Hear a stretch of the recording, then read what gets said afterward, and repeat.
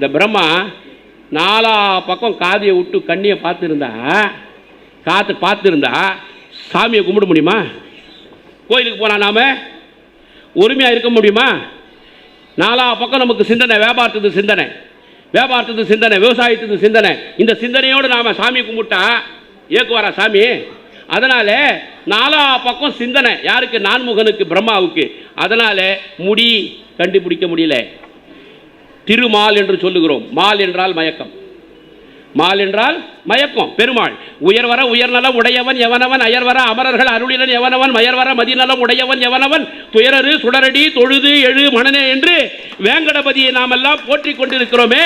Mall மயக்கம், மயங்கி போடுறானா. சிவபெருமான் அபிஷேகம் பண்ணா, சிவபெருமான் அபிஷேக பிரியர், மயங்கிடுவார். யாரு? மயக்கம் பண்ணியே சுந்தரமூர்த்தி நாயனார் பல வேலையை சாதிச்சிட்டார். அபிஷேகம் பண்ணியே சாதிச்சிட்டார் ஐயா.